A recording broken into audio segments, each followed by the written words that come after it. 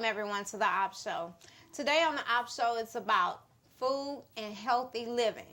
We're going to be discussing the second leading cause of death in America today, which is colon cancer.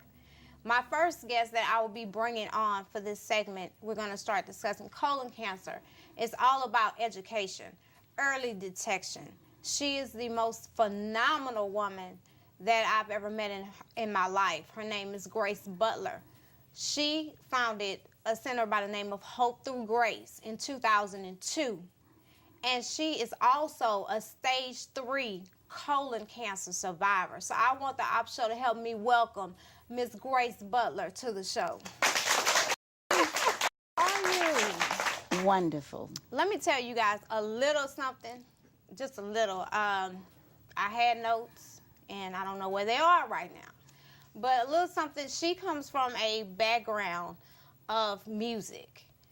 And from there, she went to education in the university. Yes. And once she was diagnosed with stage 3 colon cancer, she took on, after being cured, she took on this campaign to educate our community and people about the awareness of early detection of colon cancer. Yeah, you are phenomenal. So, well, you know, it was a journey, and all of us go through situations in life, Mm-hmm. and I can tell you the day that this journey came into being. It was a day that I was at home during chemotherapy. During that period of time, I didn't know whether I would live or die. But that day, I cried out to God, Lord, what do you want me to do for you with this challenge in my life? And you know, sometimes when we pray and we talk to God, it takes a long time for him to answer. I got my answer right there immediately. And the answer was, go forth and serve my children who have been touched by cancer. I love it. Let's talk a little bit about colon cancer, because Yes. most people know the word, familiar with the word, but not familiar of the disease. Yes. Truly.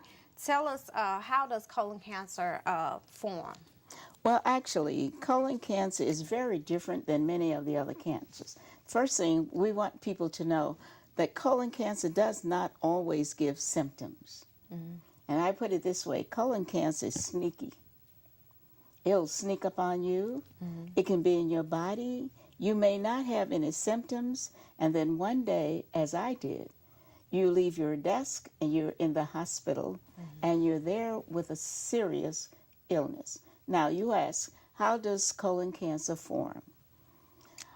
It usually begins with a little thing that we call a polyp. Mm-hmm. If you look at the palm of your hand and think of that as the wall of the colon, a polyp is like a little bump that comes on the wall of the colon. Mm-hmm. Now, not all polyps are malignant. Some polyps are benign. That is, they're not really dangerous. And other polyps are malignant. That means you're on the way to a very serious disease. Either way, if those little, and some polyps are just real flat up against the wall. Mm-hmm. Either way, if there are polyps in the colon, they should be removed. Because even benign polyps can become malignant polyps if they remain there. And so one of the things that we say about colon cancer as being different, colon cancer is one of the preventable cancers.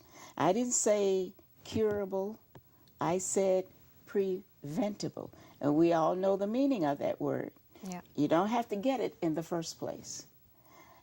It's to try to keep people from ever getting this preventable disease. We don't mean to cut you off. We're going to get to Hope Through Grace. Yes. But let me ask you something about colon cancer. Do you see it more in men or women? It is slightly more in men. A lot of people think colon cancer is a male disease. I thought you would see it more in women. No, It's more in men, more in men, slightly more. And it is slightly more in men. But I wanted to go back to colon cancer being the second leading cancer killer of men and women. The second leading cancer killer of men and women together. The leading cancer killer is lung cancer, tobacco use. Then I want to clarify, though, so that everybody understands. If we're speaking of women only, the second leading cancer killer would be breast cancer. If we are speaking of men only, it would be prostate cancer and then colon. But when you speak of the whole universe together, men and women together, colon cancer, and I just said a moment ago, is preventable. It's the second leading cancer killer of men and women. Now, put that in your mind. How is it that a cancer which is preventable is the second leading cancer killer? You know? I think I got an answer for you. That's the next question. Yeah. How important is early detection? Well, early detection means that your chances of life Are much greater. are much, much greater if it's found early.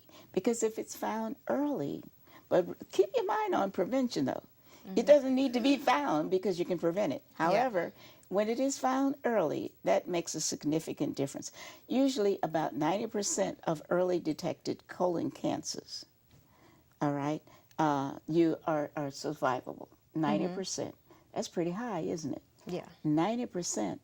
If it's found early, that can be cured and life goes on. Okay. What age is a good time to be tested? When you look at the literature, almost everything you see, that government literature, the American Cancer Society and others, it is recommended that at age 50, you should get your first baseline colonoscopy.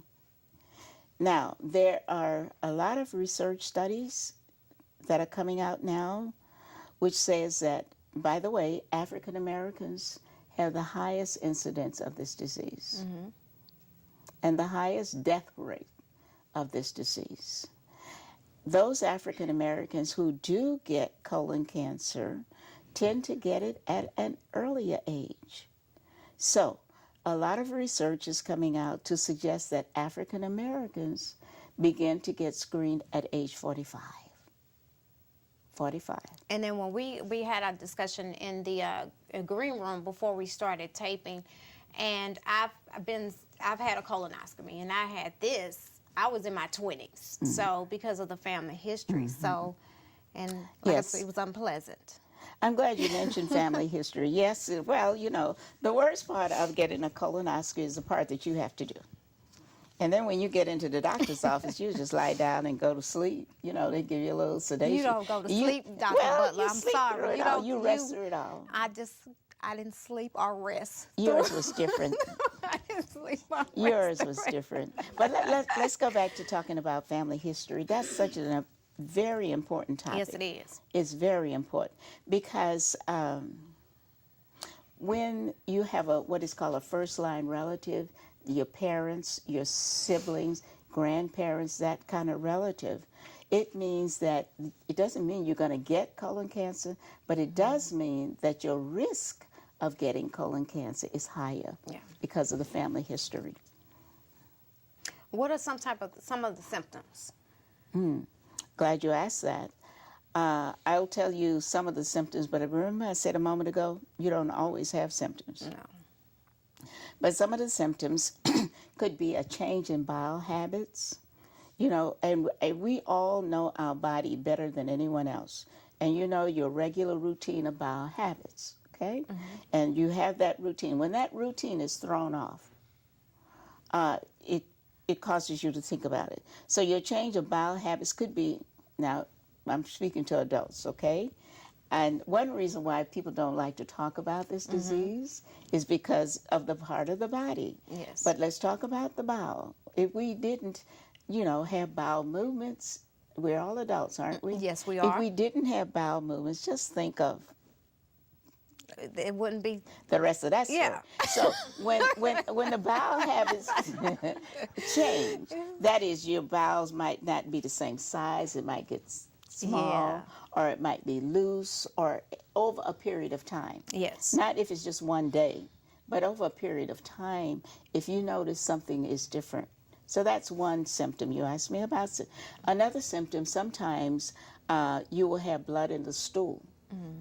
Now, not all colon cancers present with blood in the stool. Some people just don't believe. But blood in the stool could be the beginning of colon cancer, or it could be hemorrhoids. Yeah. But the point is, go to the doctor to find out why you have blood in the stool. And so, those are the two main symptoms that one might have. But just keep in mind, and we say to so many people, don't feel that, well, I'm okay, I don't have any symptoms, I don't need to go and get screened. That is not a good way to think. No. Because if you don't have symptoms, it doesn't guarantee that you're okay. Case in point, I had no symptoms. And you just introduced me as a person who has stage 3 colon cancer. And here I am to tell others about, don't feel that because you're not having symptoms, you shouldn't get screened. Yes. Everyone should. And you should. And just because I said that it was unpleasant, my experience was rather unpleasant. But I do say, I agree with you wholeheartedly, you should get screened. If I wouldn't have been screened, they wouldn't have discovered my colon was twisted tremendously. So, and that could have later on led me down that road of colon cancer, knowing I had a grandmother that was diagnosed and has passed away from colon cancer. So it's very important to get a colonoscopy. Yes, it is. Yes. And it doesn't take that long. And the other thing I think is important for people to know, there are several screening methodologies. The colonoscopy happens to be one. But there are several other ways that persons can go. The colonoscopy is said to be the gold standard. And it's just like any other test. Every test measures something different. And so a lot of times people will get what is called the FOBT, that's fecal occult blood test. That's when you get the little stool swatch, take it home, and get a little stool swatch. It's called FOBT. And then once you get it over 3 days, you put it in a special envelope and send it into the laboratory. Well, that's one way of getting screened that people will know about. The thing there, though, if it's only the FOBT, it might detect if your little stool swatch if it has blood. Remember I said just now, not everyone has a symptom that has blood in the stool. So that little test may show nothing, but you still could have a problem. The barium enema is another test. The sigmoidoscopy is another. The sigmoidoscopy, the colon goes up the body, transfers, and then it comes down. When you think about it, kind of an upside down U. Okay, the sigmoidoscopy only looks at one part of the colon. Okay. All right, and so the other part of the colon is just not viewed. And so that is not the best either. That is how we come to the colonoscopy. The colonoscopy allows the doctor to look at the entire colon with what is called a colonoscope. The colonoscope is a long tube, has a light on the end of it. And so the doctor goes throughout that entire colon and take a good look, and that's what you want. Yes, and that's important. Break down to me a little bit of the 4 stages of colon cancer. All right, sure.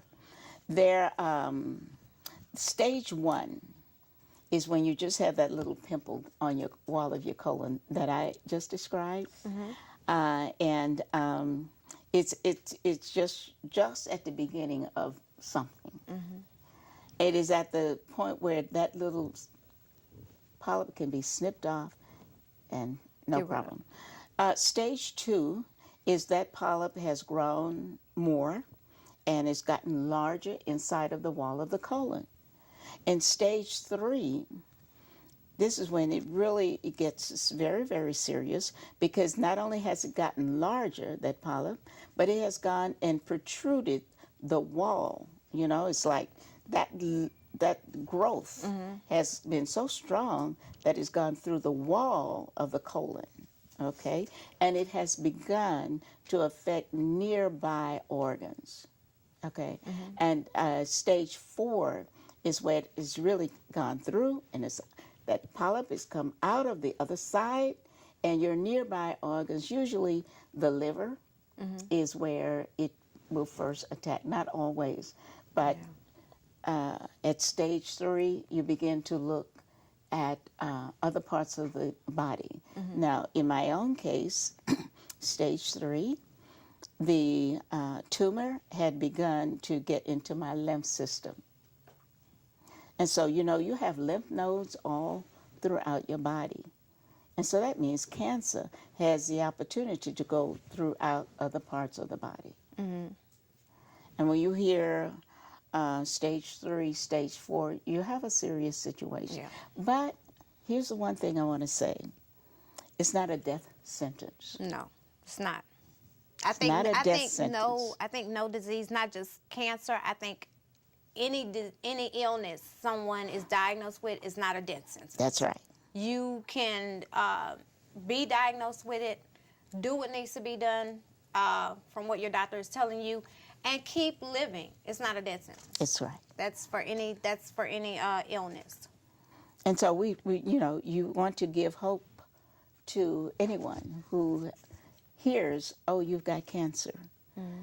Everyone needs to have hope, because you don't want to give up just because you've heard the word, oh, you have cancer. Yeah, you don't. You don't want to do that. What are some things in your everyday living that you have to change, or a person can change when they're diagnosed, or just to prevent, because we talked about prevention, Yes. to prevent having colon cancer? What are some everyday living Yes. tools we can go by? There are 2 broad areas for people to pay attention to. One is physical activity. Now, we've gotten to a point where we like to sit down and, you know, take the remote control. Or we sit down at the desk and we're doing our computers. I'm one of or them. we're sitting, you know. I lay down and do all that. May I tell you then, you change your habits starting today. Well, can we start tomorrow? No. After this is over. After this, No. My bed is waiting. No. No. All this gray hair in my head. Every day I walk half an hour to 45 minutes, and I don't mean stroll. I did my walk this morning before I started my day. Get out, and here's what you do. Find what you enjoy. I enjoy walking early in the morning, so that's what I do. Maybe yours is riding a bicycle, or maybe it might be jogging, or maybe it might be line dancing. You know, find what you enjoy, but do it. Exercise, keep your physical activity up to par. And the second, I said 2 things to lower your risk. Physical activity is one. The second is to monitor your nutrition intake. Okay. That is so important. It is so very important, you know, to think about, to look at. I tell people, even when you sit down and have an evening meal, examine that plate. Look at it as though you're looking for the splinter that might be in your hand. You want to look for texture, all soft, like mashed potatoes. That doesn't do anything for you. Look for texture. You want to look for vegetables. You want to look for fruit. You want to also look for color. That's very important. Yes. And the third thing, in terms of nutrition, a lot of us don't realize water is important to our bodies. Drink water. Yeah, Drink enough of water. Get rid of the sodas. Am I stepping on anybody's toes? Oh, mine. Am I You stepping on my toes now.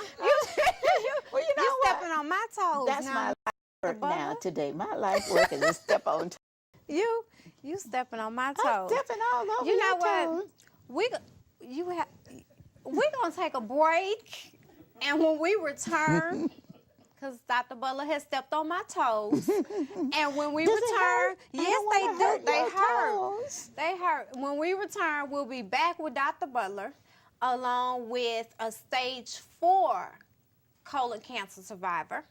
And we're going to talk about hope through grace and a couple of other things, and talk to Ms. Johnson about her journey through the stage 4 as a colon cancer survivor when we return. You know what?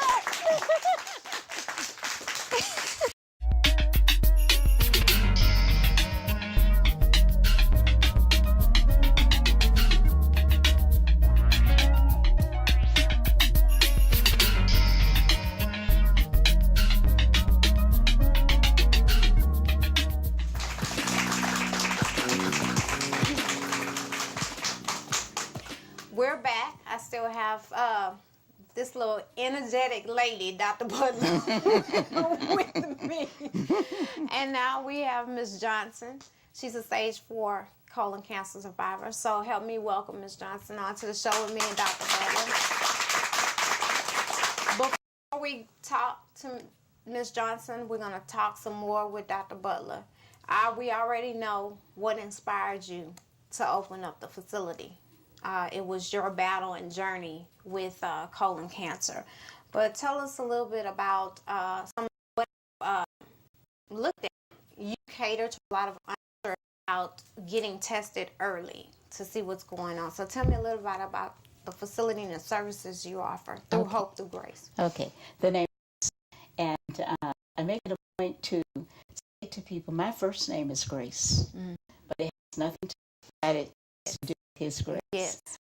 We are formed to so that people understand this disease. And so Hope Through Grace has 2 broad goals. One is education. And we do a lot of education. It's one-on-one counseling, or we might do a small group workshop. Every year we have an annual symposium that's that's designed for the entire community, the medical community, people who reside in the community, talk about how we as a city, city of Houston, can help to reduce the number of people who are affected by this disease. So education is very, very important to the organization, and that's what we do.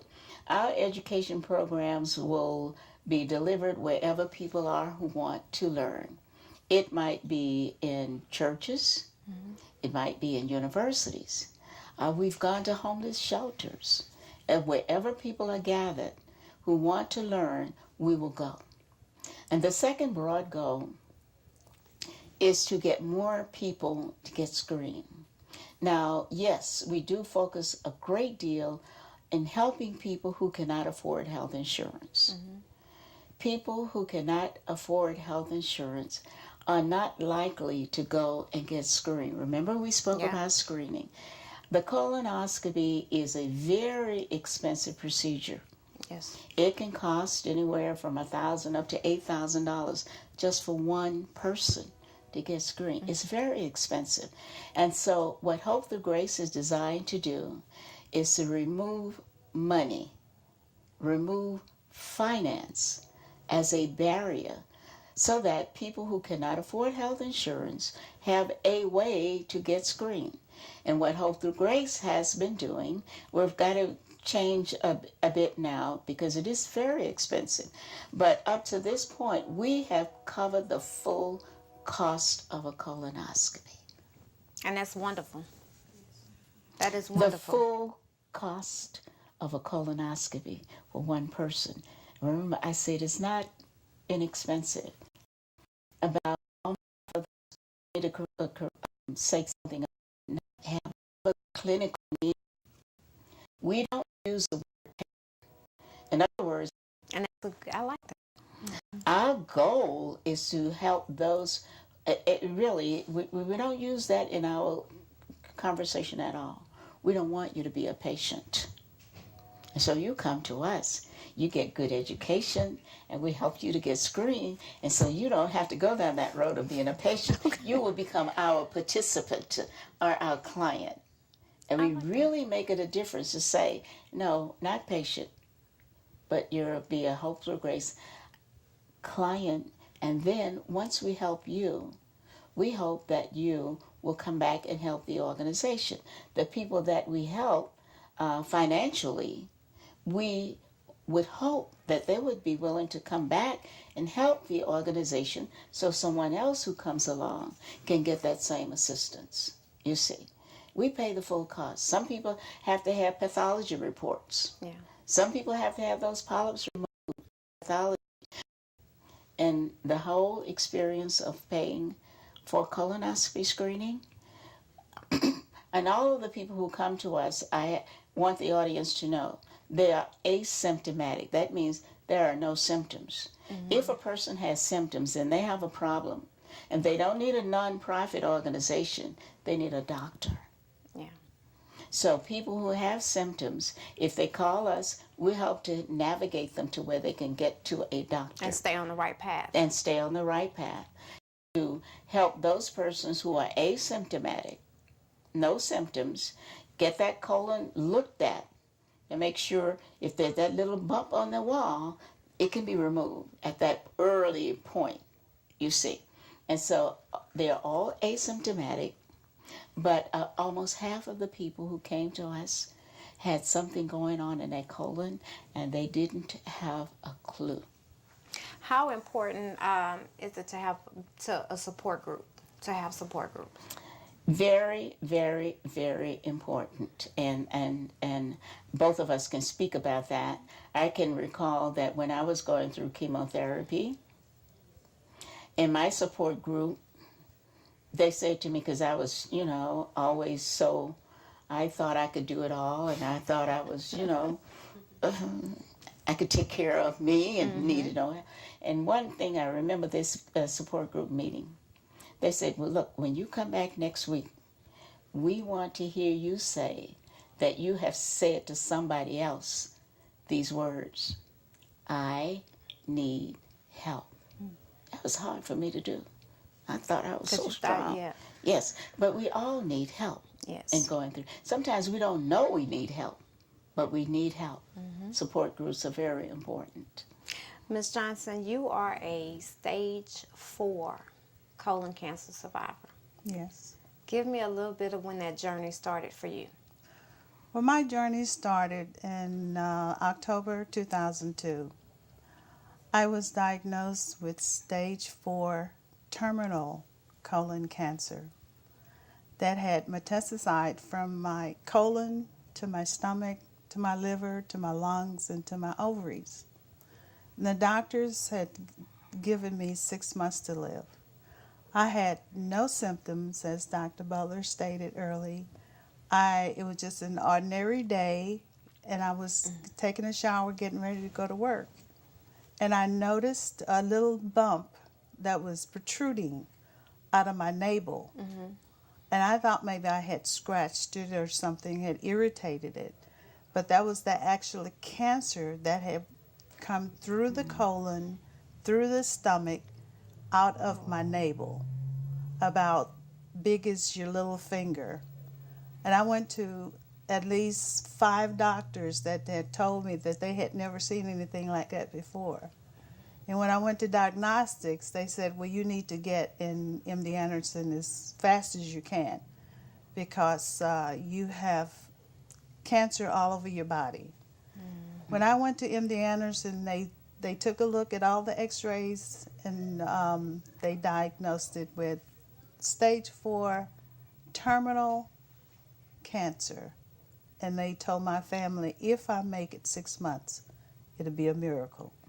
So to this day, they don't understand how I'm still here. And that's a blessing. And that's a blessing. That's a blessing. And yesterday, I went to get another colonoscopy, and everything was clear. It had Fantastic. no problems. Fantastic. Cancer-free. Cancer-free. And I heard that when I met Dr. Butler, I was coming back from MD Anderson for a CAT scan. And we had stopped at a gas station, and my husband got out to put some gas. And the radio was on. Normally, the radio go off when he get out of turn the car off. But she was on the radio talking about colon cancer. And I had asked God, like she said, what do you want me to do in order to, because you left me here for a purpose. And I know my purpose was to reach out to other individuals and let them know you don't have to go through this By yourself. by yourself. And if you get early screening, you won't have to go through cancer because this is a preventative disease. I heard Dr. Butler, and she was speaking on the radio. And it was like God was saying, this is where I want you to be. And so that's why I'm connected with Hope Through Grace today to help her spread the word about colon cancer. Because you see me now, it looks like I never had a disease in the world. But I went through a lot of suffering, but it was for a purpose. So I can help Dr. Grace, Dr. Butler, spread the word that you don't have to go through this with early screening. Exactly. That is good. Okay. And she has been wonderful trooper. In addition to our organization, you know, she's just out there. And God sent her to Hope Through Grace because she's out there giving the message to others. She's out there wherever. I mean, every day I hear from her, now where'd you go today, Rose? I was, you know, she's in doctor's offices and so on. Just delivering the message about the program, the services that we have. Well, just like breast cancer, it was February, Breast Cancer Awareness Month. October. It's October. March, Colon Cancer Awareness Month. Yes. And Hope Through Grace has a colon cancer walk. Their 8th annual colon cancer walk. Yes. So tell me a little bit about that. Oh, we're so excited about that. I know you are. Yes, we are so excited about our walkathon. Listen, well, it is a 5K walk for those who really are walkers. But in addition, we have, we invite, I should say, strollers with moms with their babies to come with your strollers. We let people know responsible pet owners are welcome. We're going to have clowning. We've already talked to, you know, bring the kiddos with the clowns and the balloons. And the setting is different than some settings where you start here and you end up over there. Our setting is around a pond of water. Oh, okay. It is so nice. And so you make whatever number of laps that you can make around that pond. Every time you make a lap, you get a sticker. And then at the end, the person who's got the most stickers, we have all kind of celebrations. The person who walked, you know, the furthest distance. We have some people who are older than I am, more gray hair than mine. And we recognize, you know, those folk. We have one person, we have some who've been with us. This is number 8, have been with us from the very beginning. And of course, we have refreshments and food and water. And come on out, really. If you don't enjoy it, I was going to say you get your money back. Well, We also have ones that is going through cancer, know someone that have cancer, or have someone that's already passed on through cancer. We have a mile marker where you can put their name, and we put it on the walk where you can see their name. And when we walk around, we call a mile marker. yes. Okay. It's like you've seen the little politician signs when you put it in the front lawn, the little so we have the blank signs that we will purchase for you to purchase, and then you put your loved one's name. I'm glad you mentioned. Yes. You put your loved one. They fought the battle. Some people fought the battle, and like the two of us, we won. Some people fought the battle and they didn't. Yeah. will be commemorated, and you will have your sign. You purchase a sign, you put your loved one's name on that sign, and when it's all over, you have that sign which belongs to you with, the name on it. Give me one word. Each of you, give me one word to close out this segment on a word of encouragement. One word both of you would use as a word of encouragement for someone that's been diagnosed or with colon cancer, or has been diagnosed and is going through all the treatment and all going through that journey. What is one word each of you can give me as a word of encouragement to someone? Hope. Hope. Yes, and we want people to know that it is not a death sentence. Yes. And we want people to know that they can get in touch with Hope Through. This is more than one word. They can get in touch with Hope Through Grace, because one of the things that we do, we are there to help support people, praying with those individuals. We get calls from all over the nation who learn about us, and sometimes that kind of support is really vitally important. So the one word is never give up hope. Never give up hope. Okay. Yeah. Okay. I want you guys to thank you, Ms. Johnson. Yeah. And Dr. Butler for being here with me today and educating us on colon cancer and how important early detection is.